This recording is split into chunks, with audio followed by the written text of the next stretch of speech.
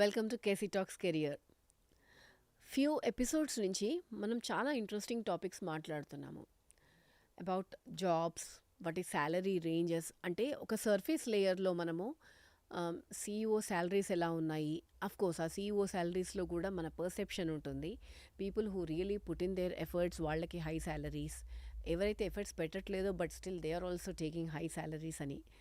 And IT ఇండస్ట్రీకి వస్తే or any other ఇంకో టాప్ లేయర్కి వస్తే క్రోర్స్ ఆఫ్ శాలరీస్లో, 1 crore శాలరీ ఆర్ 50 lakhs శాలరీస్లో పీపుల్ ఇంకా కొన్ని ఇండస్ట్రీస్లో మాకు ఇంత సరిపోవట్లేదు, జీతం 5 లక్షలు సరిపోవట్లేదు, పర్ మంత్ 6 లక్షలు సరిపోవట్లేదు అన్న థాట్ ప్రాసెస్లో ఉన్నారు. బట్ గ్రౌండ్ లెవెల్కి వస్తే రియాలిటీ వైజ్ చూసుకుంటే అసలుకు there is something called gig economy అని మనం వింటూ ఉన్నాం కదా. గిగ్ వర్కర్స్ అంటే ఫుల్ టైమ్ ఎంప్లాయ్మెంట్ కాంట్రాక్ట్ ఎవరితో లేకుండా వాళ్ళు మనీ ఎర్న్ చేసుకోవడం అనమాట. అంటే మన ఊబర్ డ్రైవర్స్ కానీ, ర్యాపిడో డ్రైవర్స్, అర్బన్ క్లాప్, మీషోలో రీసెల్లింగ్ చేసేవాళ్ళు, వీళ్ళందరినీ ఇదంతా ఒక గిగ్ ఎకానమీ అనమాట. ఎటువంటి కాంట్రాక్ట్ లేకుండా మనం మనీ ఎర్న్ చేసుకునేది గిగ్ ఎకానమీ అంటాం. ఓకే, వీళ్ళందరి అసలు డైలీ మనం నారాయణమూర్తి గారు అన్నారు 70 hours వర్క్ చేస్తున్నారని, లేకపోతే ఎల్ఎన్టీ సీఈఓ చెప్పారు 90 hours అని. ఈ గిగ్ వర్కర్స్ అసలు ఎన్ని అవర్స్ వర్క్ చేస్తారో మీకు తెలుసా? మీరు ఆర్డర్ చేసుకునేటప్పుడు మీరు చూసుకుంటారు, మిడ్ నైట్ అయినా వర్షం పడుతుంటే నాకు మిర్చి బజ్జీ కావాలి, అది కావాలని మీరు ఆర్డర్ చేస్తారు కదా. అసలు ఆ పర్సన్ అంత కష్టపడి ఆ రేంజ్లో మీకు తీసుకొస్తారు. ఆ ఎంపతి అనేది, ఆ డిగ్నిటీ ఆఫ్ లేబర్ అనేది మన ఇండియాలో ఉందా? ఈ గిగ్ ఎకానమీ అసలు వర్కర్ ఎంత వర్క్ చేస్తున్నారు, ఎంత సంపాదిస్తున్నారు, వాళ్ళకి అసలు మెడికల్ ఇన్సూరెన్స్ అంటూ ఉందా, వాళ్ళకి సేఫ్టీ ఉందా? సో ఇటువంటి ఎంప్లాయ్మెంట్ టర్మ్స్ గురించి, ఈ టాపిక్స్ గురించి ఈ పాడ్కాస్ట్లో డిస్కస్ చేసాం. This is really a trigger to the reality check. ఒక్కసారి మీరు ఈ పాడ్కాస్ట్ వినండి, you will be able to understand. Hi KC. Hi Lakshmi garu. మనం ప్రీవియస్గా కొన్ని హై శాలరీస్ గురించి మాట్లాడుకున్నప్పుడు రీసెంట్గా ఒక పోస్ట్ చదివాను, ఇది చాలా ట్రెండింగ్ అవుతుంది కూడా. ఒక కపుల్ అట హై శాలరీ బెంగళూరులో వర్క్ చేస్తున్నారు. They have been shifting places, అంటే ఒకళ్ళు గుర్గావ్లో, బెంగళూరులో ఇలా షిఫ్ట్ చేస్తూ వర్క్ చేస్తున్నారు. ఓకే, ఇద్దరు కలిపి 5 లక్షలు వస్తున్నాయి. తర్వాత ఇంకా ఒక పిల్లోడు పుట్టాడు 2024లో. ఆ అమ్మాయి జాబ్ మానేసి బిజినెస్ ఏదో స్టార్ట్ చేద్దాం అనుకుంది 2 years బ్యాక్. ఈ లోపల ఆ బిజినెస్ స్టార్ట్ చేస్తున్న స్కోప్లో హస్బెండ్ శాలరీ 5 lakhs పెరిగింది ఎక్స్ట్రా. ఇప్పుడు ఇద్దరు సపరేట్గా ఉండి ఎంత హై పే శాలరీ చేస్తున్నారు. ఓకే, నవ్వు ఇప్పుడు ఇద్దరు ఒక దగ్గర ఉండాలి, ఎందుకంటే పిల్లాడు ఒక పేరెంట్ని మిస్ అవుతున్నాడు అని గుర్గావ్కి షిఫ్ట్ అయిదాము, సో దట్ ఫ్యామిలీ కలిసి ఉండొచ్చు అని అప్పుడు అనుకున్నారు. అప్పటి వరకు సపరేట్గానే ఉన్నారు మనీ కోసం, హై శాలరీ కోసం. ఇప్పుడు గుర్గావ్లో ఇంత శాలరీ రావట్లేదు ఏంటి అని అదొక ఎమోషనల్ పోస్ట్ చాలా ట్రెండింగ్ అవుతుంది. Okay, so when people are talking about small things, realistic problems వదిలేసి ఇది అసలు ప్రాబ్లం అంటారా మీరు ఇటువంటి సినారియోస్ని? అంటే రెండు రకాల ప్రాబ్లమ్స్ ఉంటాయండి జీవితంలో. ఒకటి భగవంతుడిచ్చే ప్రాబ్లమ్స్, ఒకటి మనిషి కోరి తెచ్చుకునే ప్రాబ్లమ్స్. నా దృష్టిలో మనిషికి తెలివి ఎక్కువైనప్పుడు కోరి తెచ్చుకునే ప్రాబ్లమ్స్ ఎక్కువ అవుతాయి. అవును. సో ఇవన్నీ తెలివి ఎక్కువై వచ్చే ప్రాబ్లమ్స్ ఇవన్నీ. మీరు చెప్పిన స్టోరీ వింటే అదేదో నాకు విచిత్రంగా ఉంది. ఫస్ట్ ఆఫ్ ఆల్ పెళ్లి చేసుకున్నారు, అసలు దూరంగా ఉండటానికి పెళ్ళి ఎందుకు చేసుకోవడం? Point number 1. సో దానికి హ్యాపీగా girl friend, boy friend, long distance relationships ఉంటాయి, కానీ లాంగ్ డిస్టెన్స్ మ్యారేజెస్ ఏంటి? ఇదేదో కొత్తగా ఉంది. అంటే బేసికల్లీ వాళ్ళ ప్రయారిటీ ఏంటి? వాళ్ళ priority is high paying jobs. సొసైటీలో ఒక రేంజ్లో ఉండాలి, 1 కోటి రూపాయల జాబ్లో ఉండాలి, అది వాళ్ళ హై ప్రయారిటీ. అసలు వాళ్ళు పెళ్లి చేసుకోకూడదు. ఓకే, ఇలా వేరువేరుగా ఉంటాయి. మళ్ళీ రెండోది, అసలు మీరు అంటున్నారు ఇప్పుడు ఈ పోస్ట్ అనేది ఒక వైరల్ అవుతుంది అని చెప్తున్నారు మీరు. అసలు ఇది వైరల్ అవ్వటం ఏంటిది? అసలు ఇది one of the most nonsense post ఇది. పిల్లడు పుట్టాడు, ఇటు అటు తిరగలేరు, పేరెంటింగ్ కావాలి. అలాంటప్పుడు 5 లక్షల దగ్గర 2 లక్షలు వచ్చినా భార్య పిల్లలతో ఉండటం అనేది కదా ప్రయారిటీ. అవును, నా పర్స్పెక్టివ్ కూడా అదే. కానీ ఇక్కడ అది కాదు కదా. అంటే జనాలకి ఇది చాలా కామెడీగా అనిపిస్తుంది, కానీ ఇక్కడ వాళ్ళ బాధ ఏంటి? అంత హై పేయింగ్ నుంచి ఇప్పుడు లో పేయింగ్‌కి షిఫ్ట్ అయ్యాడంటే, ఆ! ఇంక అతను సాలరీ అతని కెరియర్‌లో ఇంకెప్పటికి ఇంక 5,00,000 తీసుకున్నాడు 3,00,000కి వచ్చాడండి. ఆ! ఇంకొకడు 6,00,000 ఎందుకు ఇస్తాడు? మళ్ళీ 3,00,000 నుంచి స్టార్ట్ చేయాలి. మళ్ళీ ఇంకా నెక్స్ట్ జాబ్‌కెళ్తే ఎవడన్నా ఇప్పుడు 3,00,000 తీసుకుంటున్నాం కదా! మేము 3.5 ఇస్తాము. మేము 4 ఇస్తాము అంటున్నారు. అంటే what is he seeing is అతను లో సాలరీకి ఇప్పుడు ఆబ్వియస్‌లీ బెంగుళూరులో హై సాలరీస్ ఉంటాయి. హ్మ్. ఓకే. ఎందుకంటే అక్కడ బోల్డ్ అండ్ ఎంఎన్‌సి కంపెనీస్ ఉన్నాయి. అండ్ ఈ కష్టం కూడా ఈ కపుల్ 99% ఇది ఐటీ కపులే అయి ఉండాలి. ఆబ్వియస్‌లీ అవును. సో, సో ఆ ఐటీ కపుల్‌కొచ్చే అన్‌వాంటెడ్ కష్టాలే ఇవన్నమాట. ఓవర్ ఎగ్జాజరేటెడ్, ఆ! హైలీ హాలూసినేటెడ్ కష్టాలు ఇవన్నీ. సో వాడు కిందకొచ్చాడు. గుర్‌గాంవ్‌కొచ్చాడు. గుర్‌గాంవ్‌కొస్తే 3,00,000లో రావాలి. ఓకే. నీకు మరీ హ్యాండ్ టు మౌత్ పరిస్థితిలో లేవు గదా! 3,00,000 అవును. వస్తున్నాయి గదా! భార్యతో ఉంటావు గదా! అవును. పిల్లాడితో ఉంటావు గదా! ఇదొక పోస్టా ఇది? మళ్ళది వైరల్ అవుతుంది. అంటే నాకు అర్థం కావట్లేదండి. అసల రియల్ లైఫ్ ప్రాబ్లమ్సా ఇవి? హస్బెండ్ ఎడ్యుకేటెడు, వైఫ్ ఎడ్యుకేటెడు, ఇద్దరు కలిపి ఒక 5,00,000 సంపాదించుకునేవాళ్ళు.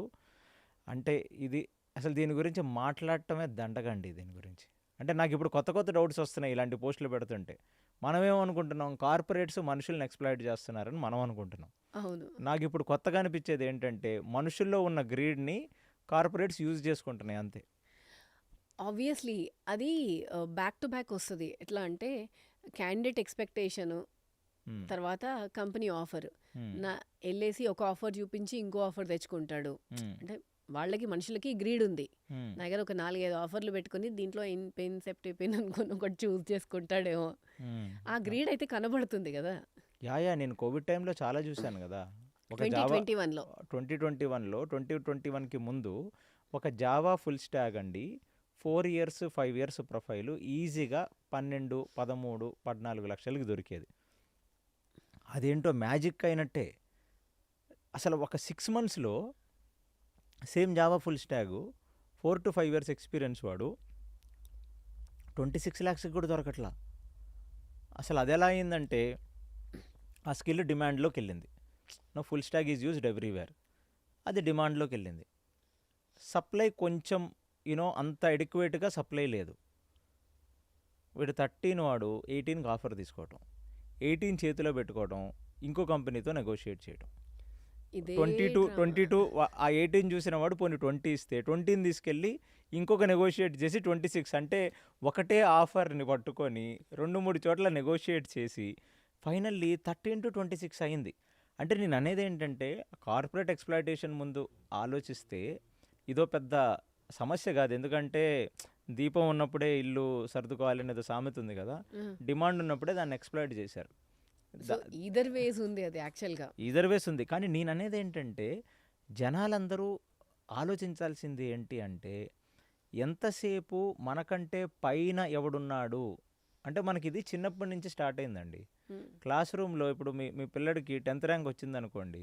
పర్లేదులే 20 అంటే వీడికి క్లాస్‌లో ఒక 60 మంది ఉంటే 60 మందిలో టాప్ 10లో ఉన్నాడులే ఇంకా వాడు వెనకాల 50 మంది ఉన్నారని మీరు అనుకోరు కదా! ముందున్న 9 మందిలో ఎందుకు లేడు? ఇదే కదా! ఒక పేరెంట్. అక్కడ స్టార్ట్ అయిన ర్యాట్ రేస్ ఇది. పేరెంట్స్ మనుషుల్లో పెట్టిన ఒక ఒక నెగెటివ్ ఎమోషన్ ఇది. సో, ఎప్పుడూ మనం ముందువాడిని చూసి, ఆ ముందువాడిని చూసుకుంటూ ముందుకెళ్ళాలి. హ్మ్. ఈ మోటివేషనల్ క్లాసులని ఇస్తుంటారు ఈళ్ళంతా. చాలామంది మోటివేషనల్ స్పీకర్స్ వచ్చేసి, అసలు ఏంటో ఇదొక కామెడీ ఇది. మోటివేషనల్ స్పీకర్స్‌లో ఎలాంటి స్టోరీలు ఇస్తారు? అంబానీ స్టోరీలు. హ్మ్. అంటే నాకు చాలా సార్లు చాలా ఫేక్ ఎమోషన్ అనిపిస్తదది. హ్మ్. అంటే అంబానీ ఒక్కడే కష్టపడితే అంబానీ అయ్యాడండి? అంబానీతో పాటు ఎంతమంది కష్టపడి ఉంటారప్పుడు? ఎంతమందికి అవును. ఒకడు అంబానీ అవుతాడు అంతే. ఈ మోటివేషన్ క్లాస్‌లో ఏంటంటే జనాలని ఉత్తేజపరచాలి. ఆ! జనాలందరినీ పరిగెత్తించేలా చేయాలి అని ఏదో ఒక ఎగ్జాంపుల్ తీసుకుంటాడు.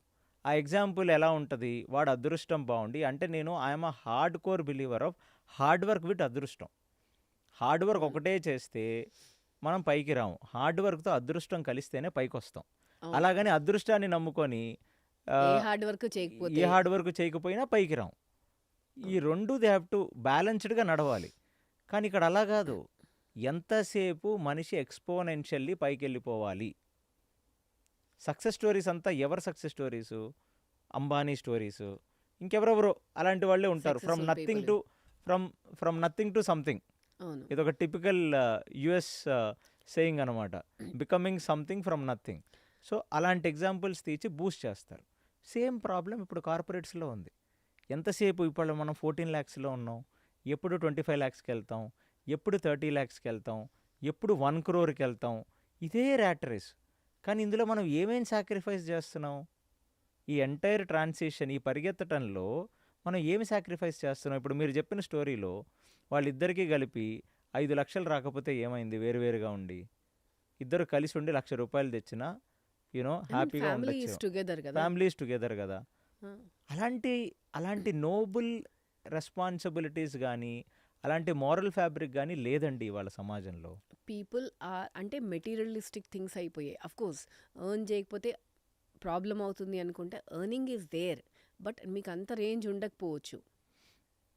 అంటే దీన్నే నేను అనేది ఏంటంటే, ఒక చిన్న సామెత, పరిగెత్తి పాలు తాగటం కన్నా నిలబడి నీళ్లు తాగటం చాలా మేలు అనమాట. So that is a whole point of this. అందుకనే కార్పొరేట్స్లో కూడా ఏంటంటే టూ హై పేయింగ్ శాలరీస్ ఉన్న కప్పులు ఉన్నారు. ఓకే, మనకి ఎలా ఉంటుందంటేనండి, డబ్బు అనేది అంటే అన్ని దానాల కన్నా అన్నదానం గొప్ప అని ఎందుకు అన్నారని నాకు మొన్న ఎవరో స్వామీజీ చెప్తున్నారు. అదొక్కటే ఇంత తిన్న తర్వాత ఇంకా గ్రీడ్ పెడతానంటే రాదు. చాలు అని అంటా ఉంటాం మనం. అవును. అందుకనే అన్ని దానాల కన్నా అన్నదానం గొప్పదన్నారంట. ఈ డబ్బు అనేది ఎలా ఉంటుందంటే, అంటే మనం ఏదో పెద్ద you and I are not exceptional. Suddenly మనకి ఎవడన్నా 4 లక్షలు ఎక్కువ ఇస్తున్నాడంటే ఆశ న్యాచురల్లీ వస్తుంది. ఆశ రావటం అనేది ఇక్కడ తప్పు కాదు. వచ్చిన తర్వాత దాన్ని వ్యాలిడేట్ చేసుకోవాలి, ఒక ఇంట్రాస్పెక్ట్ చేసుకోవాలి, ఆలోచించాలి. ఓకే, ఈ 4 లక్షలు మనకి ఏ కొత్త కష్టాలని తీసుకొస్తాయి?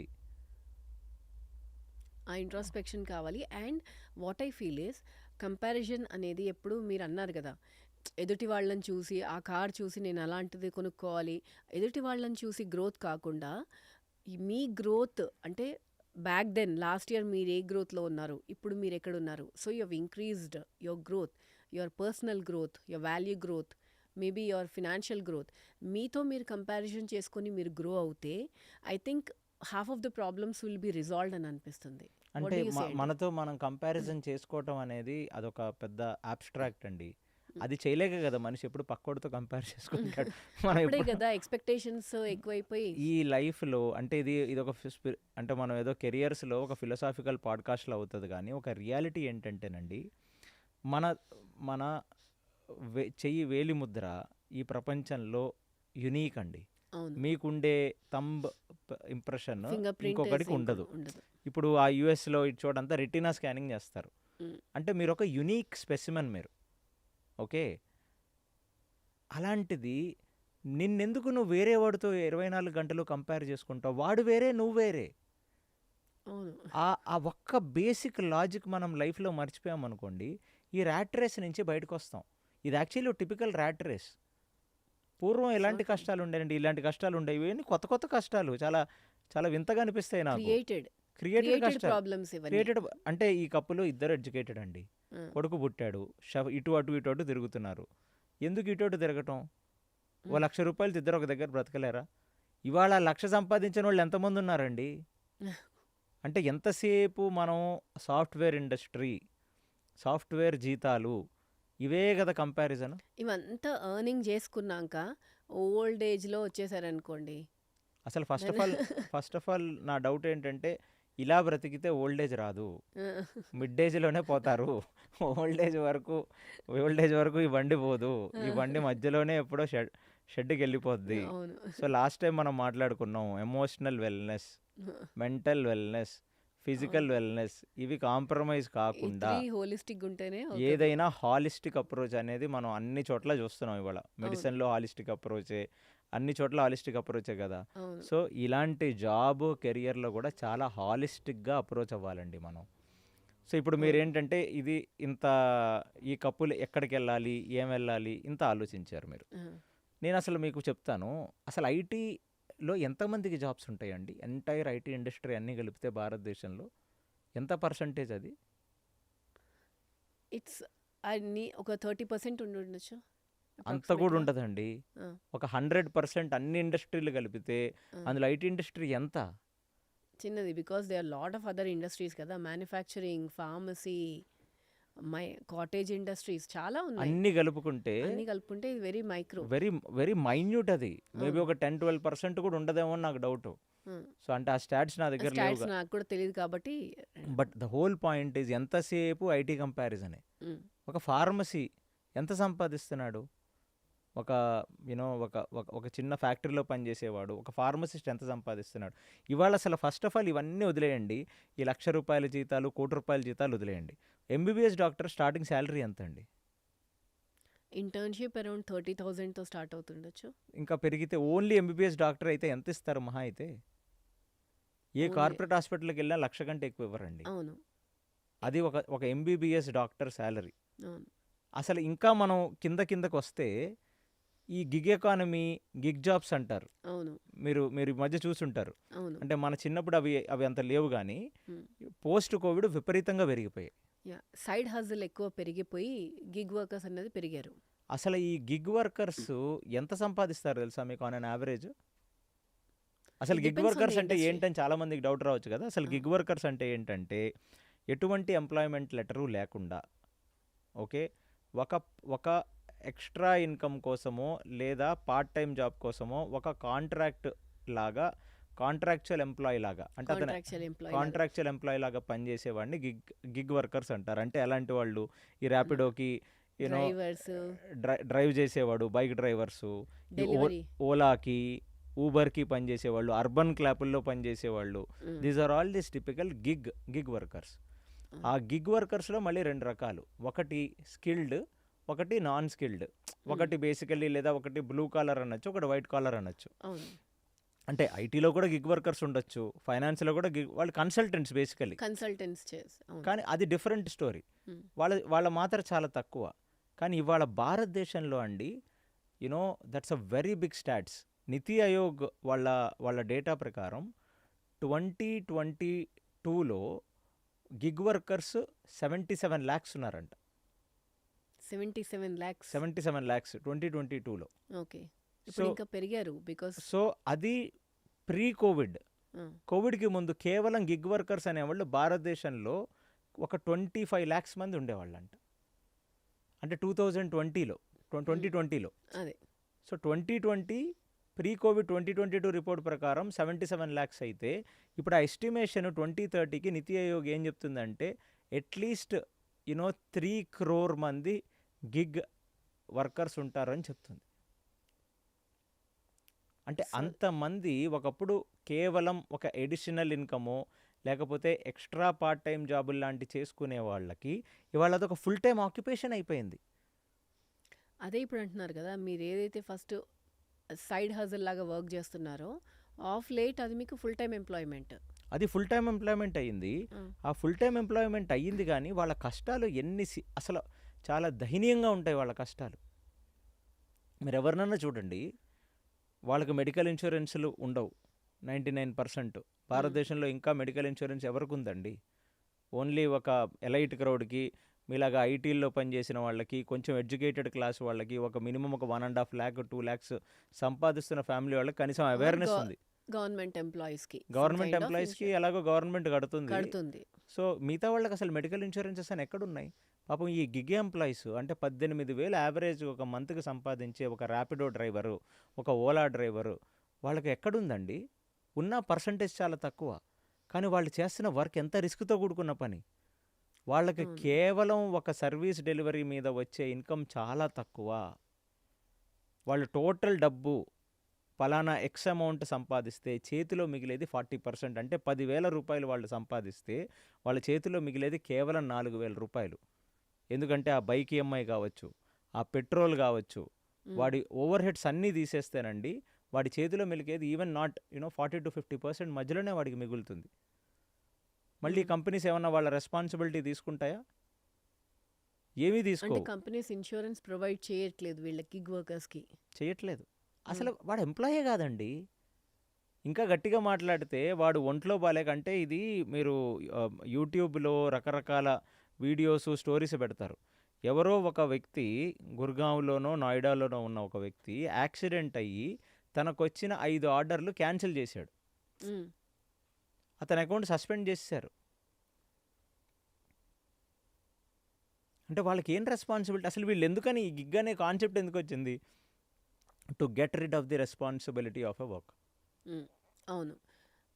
అంటే అదే ఒక ఫుల్ టైమ్ ఎంప్లాయీగా లయబిలిటీ పెట్టుకున్నారనుకోండి. ఉండదని బేసికల్‌గా. లయబిలిటీ ఉండదని. ఆ లయబిలిటీ అసలు ఫస్ట్ ఆఫ్ ఆల్ ఇవన్నీ ఎందుకొచ్చాయి? ఈ యాప్ బేస్డ్ ఇవన్నీ ఎందుకొచ్చాయి? Digitization, more comfort. ఇది పోస్ట్ పాండమికే ఇది ఎక్కువ డిజిటైజ్ నేను అయ్యి చెప్పనా మనకి దీని క్విక్ వెనకాల డెలివరీ వెనకాల అయింది. ఉన్న వేరే ఆర్గ్యుమెంట్ ఏంటి తెలుసా? ఈ యాప్ బేస్డ్ ఎందుకొచ్చాయంటే మిడిల్ మ్యాన్‌ని కట్ చేయటానికి.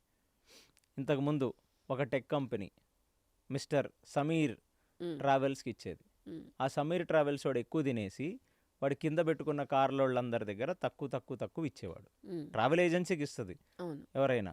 అంతే కదా! ఇప్పుడు మీ కంపెనీలో కూడా మీరు ఒక ట్రావెల్ ఏజెన్సీకి ఇస్తారు ట్రావెల్ తప్ప ఏజెన్సీకి ఇచ్చి క్యాబ్స్ పెట్టేవాళ్ళు. కార్పొరేట్ ఇస్తారు కదా! క్యాబ్స్ అయినా. అవును.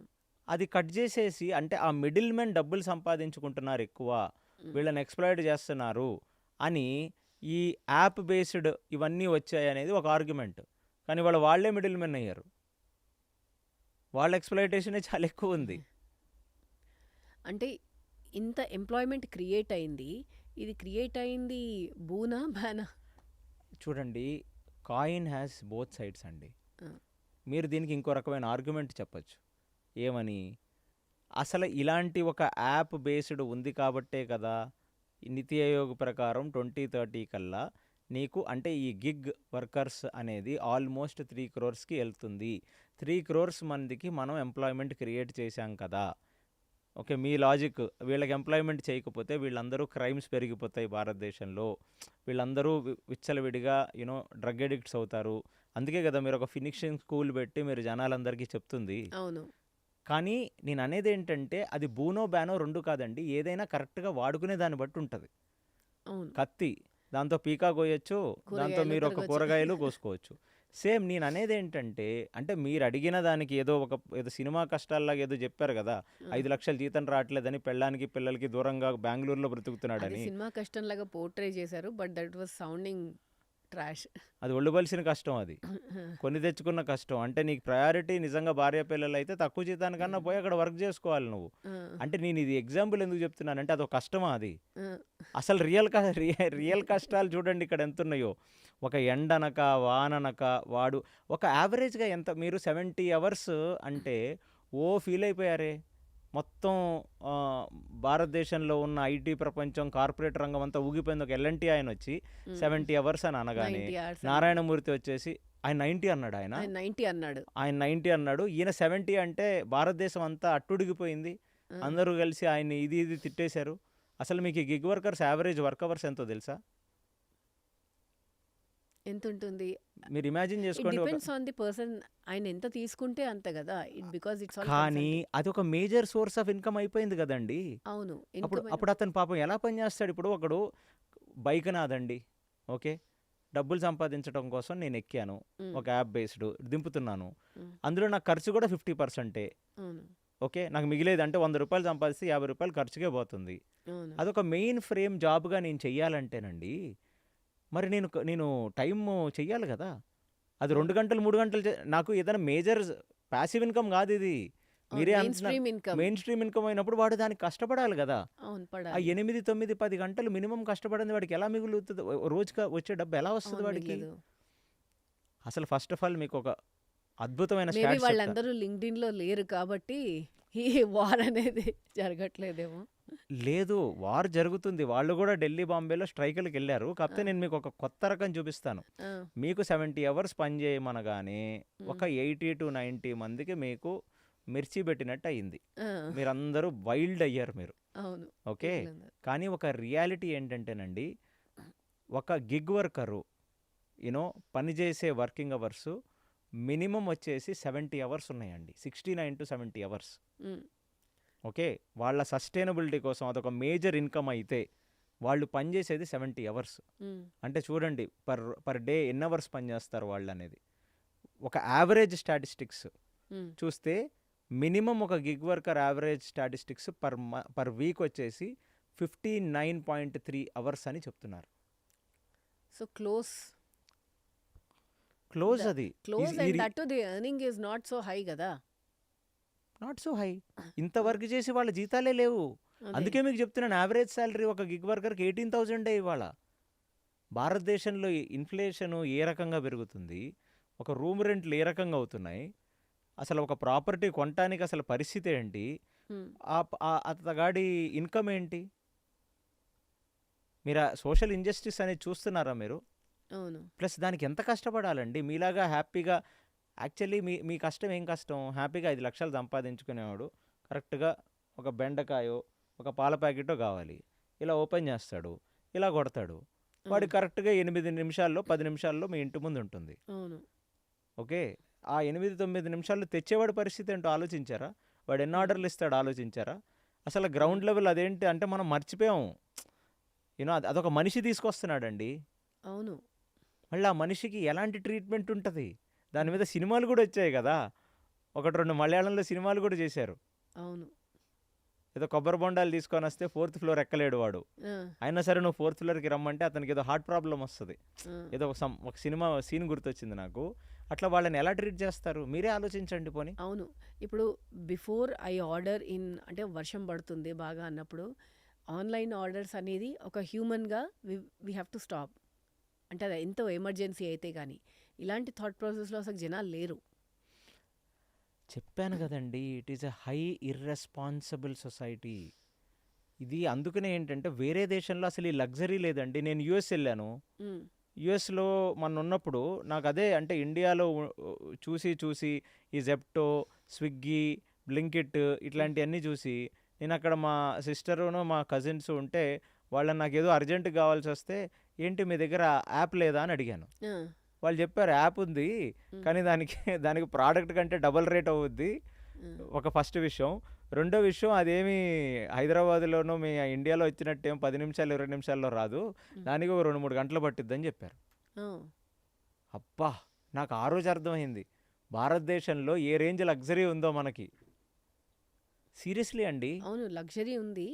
But what I feel is మీరు అన్నట్టుగా డిగ్నిటీ ఆఫ్ లేబర్ అనేది ఇక్కడ చాలా పెరగాలనుకుంటున్నాను వేరే కంట్రీస్తో చూస్తే. చాలా మంచి మాట చెప్పారండి ఇది మాత్రం. ఎందుకంటే డిగ్నిటీ ఆఫ్ లేబర్ అనేది ఒక కంట్రీకి బ్యాక్ బోన్ లాంటిదండి. అవును కంట్రీలో స్పిరిచువాలిటీ ఉన్నా లేకపోయినా, కంట్రీలో మోరల్ ఫ్యాబ్రిక్ ఉన్నా లేకపోయినా, కంట్రీలో అసలు ఫస్ట్ ఆఫ్ ఆల్ మంచితనం ఉన్నా లేకపోయినా డిగ్నిటీ ఆఫ్ లేబర్ అనేది చాలా ఇంపార్టెంట్ అండి. వాడు చేసే వర్క్కి వాడికి మనం రెస్పెక్ట్ ఇవ్వగలిగితే అప్పుడే వాడు ఒక ఆత్మ. అదేదో అదేదో మోదీ గారు ఒక క్యాంపెయినింగ్ ఉంది కదా, ఆత్మనిర్భర్. ఆత్మనిర్భర్ భారత్ అని. సో అది మన మాటల్లోనే ఉంది కానీ ఇవాళకి అది లేదు. అంటే నాకు ఇది ఎందుకు బికాస్ అనిపించింది ఈ డిగ్నిటీ ఆఫ్ లేబర్ ఉంటే ఇంతమంది పీపుల్ యుఎస్కి వెళ్తున్నారు కదా, అక్కడ వెళ్ళి అక్కడ రెస్టారెంట్స్లో వర్క్ చేసి అక్కడ పెట్రోల్ బంక్స్లో వర్క్ చేసి మనీ సెండ్ చేస్తున్నారు. అదేదో నువ్వు ఇక్కడే వర్క్ చేసి అక్కడ డిగ్నిటీ ఆఫ్ లేబర్ ఆ రెస్పెక్ట్ వస్తే వాళ్ళ కొడుకు హోటల్లో పనిచేస్తున్నాడు అని అనకుండా, అంటే if you give that respect and has that dignity of labour అంతమంది ఇమిగ్రేషన్స్ కూడా అవ్వవు కదా. అంటే బేసికల్లీ ఒకటండి, డిగ్నిటీ ఆఫ్ లేబర్ అనేది మనం ఎమోషనల్గా మాట్లాడటం కానీ, వాళ్ళు యూఎస్ వెళ్ళి పని చేస్తే గంటకు $16-20 వస్తాయండి అదే పనికి. భారతదేశంలో ఎంత వస్తాయి? అంటే అక్కడ ఏంటంటే మీరు ఒక పెట్రోల్ బంక్లో పనిచేసేవాడికి, ఒక గ్రాసరీ షాప్లో పనిచేసేవాడికి, ఒక వాల్మార్ట్లో టార్గెట్లో పనిచేసేవాడికి, ప్లస్ ఒక స్టార్టింగ్లో కానీ ఒక నామినల్ ఒక సాఫ్ట్వేర్ ఇంజనీర్ జీతంలో అంత హ్యూజ్ డిఫరెన్సే ఉండదు. వాళ్ళకంటే వీళ్ళు ఏదన్నా ఒక 2-3 వేలు ఎక్కువ $2,000 ఎక్కువ సంపాదిస్తారంటే. అలా అంటే ఇక్కడి నుంచి అక్కడికి మైగ్రేట్ అవ్వడం బెటర్ అంటారా? మళ్ళీ ఇప్పుడు ట్రంప్ తీసుకున్న యాక్షన్స్ ఎట్లా ఉంటాయి దానికి? మైగ్రేట్ అవటం బెటర్ అంటే మీరు అన్నట్టు ఆ డిగ్నిటీ ఆఫ్ లేబర్ అనేది లేదు అని మీరు చెప్పారు కాబట్టి నేను చెప్తున్నా. ఆ ఆ, డిగ్నిటీ ఆఫ్ లేబర్ అనేది మన భారతదేశంలో ఎందుకంటే మనం ఒక హ్యూమన్ రిసోర్స్ని వాల్యూ ఇవ్వట్లేదండి. మీరు అన్నారు ఇందాక, నేను విపరీతమైన వాన పడుతుంది, ఎంతో అవసరమైతే తప్ప నేను స్విగ్గీ వాడను, ఎంతో బ్లింకిట్ అవసరమైతే తప్ప నేను జెప్టో వాడను. ఎందుకంటే అందులో ఒకడు పాపం ఒక బైక్ తనది తను కొనుక్కొని తన పెట్రోల్ వేసుకొని దాని మీద తను ఒక రెయిన్ కోట్ వేసుకొని ఇప్పుడు ఆ 10 నిమిషాల్లోనో 15 నిమిషాల్లోనో మనకు డెలివరీ చేయటానికి వస్తున్నప్పుడు స్కిడ్ అయి పడిపోతే వాడి పరిస్థితి ఏంటి, వాడి కుటుంబం ఏంటి, ఈ అవును. ఈ ఈ ఈ ఎంపతి అనేది భారతదేశంలో లేదండి. ఎందుకంటే ఇక్కడ కార్పొరేట్స్‌కి గావచ్చు, హ్యూమన్ బీయింగ్స్‌కి గావచ్చు, అవైలబిలిటీ ఆఫ్ హ్యూమన్ రిసోర్సెస్ అనేది అంత ఎక్కువ ఉండటం వల్ల మనకు ఆ హ్యూమన్ వాల్యూ తెలీదు. నాకు లైఫ్‌లో ఒక ఐ ఓపెనర్ అండి. హ్మ్. ఏదో నేను ఆఫీస్ పని మీద ఎళ్తే యూఎస్‌లో ఒక 5 స్టార్ హోటల్ బుక్ చేశారు. వన్ ఆఫ్ హ్మ్. The biggest brand. హ్మ్. ఇండియాలో 5 స్టార్ హోటల్‌కెళ్ళగానే సలాం కొట్టడానికి ఒకడు. హ్మ్. దాని తర్వాత మన లగేజ్ మనం తీసుకోక్కర్లా కారు నుంచి. తీసుకొచ్చి పైన లిఫ్ట్‌లో పెట్టేసి అన్నీ తీసుకొస్తాడు. లిఫ్ట్‌లో పెట్టరండి. హ్మ్. తీసుకొనొచ్చి స్కానర్‌లో పెట్టి, దాని తర్వాత హ్మ్. ఒక బెల్ బాయ్ వచ్చి అందులో పెట్టి, దాన్ని తీసుకొని నీ రూమ్‌లో పెడతాడండి. అవును. అది ఒక 5 స్టార్ హోటల్‌లో ఉన్న లగ్జరీ. యూఎస్‌లో అసలు ఆ కాన్సెప్టే లేదు. హ్మ్. మీకు సలాం కొట్టడానికి బయట ఒకడు లేడు. అసలు బెల్ బాయే లేడండి. నేను ఒక చాలా ఆడ్ టైమింగ్‌లో ఎళ్ళాను. ఒక అర్ధరాత్రి పూట హ్మ్. న్యూయార్క్‌లో. హ్మ్. ఎళ్తే నేను ఏదో ఇమాజిన్ చేసుకున్నాను. హ్మ్. ఓహో! ఇంత కట్టాం గదా! $500 $600 కట్టాం గదా! ఇంకేంటి అందులో అలిసిపోయాను. Midnight long flight. ఒకడు లేడు. హ్మ్. ఇవన్నీ మనం హ్యూమన్ రిసోర్సెస్‌కి వాల్యూ ఎప్పుడిస్తామో తెలుసా? యూఎస్‌లో లేరు. యూఎస్‌లో యాక్చువల్లీ ఏంటి ట్రంప్ తీసుకునే నిర్ణయం నాకు అర్థం కాదు. అది ఊరికి అంటే everyone is a politician. He is also one politician. అతను ఒక అమెరికన్ అంతే. నేషనలిస్ట్. అవును. అసలు ఆ అమెరికా నడవదసలు ఈళ్ళు లేకపోతే. ఎందుకు మన ట్రంప్ మీరు ఇంత మాట్లాడారు గదా! అవును. ఒక చర్చ్‌లో ఒక వీడియో వైరల్ అవుతుంది. ఒక చర్చ్‌లో ఒక ఒక పాస్టర్ అంటారా? ఫాదర్ అంటారా? ఆయన మాట్లాడుతూ ఆయన అన్నాడు. హ్మ్.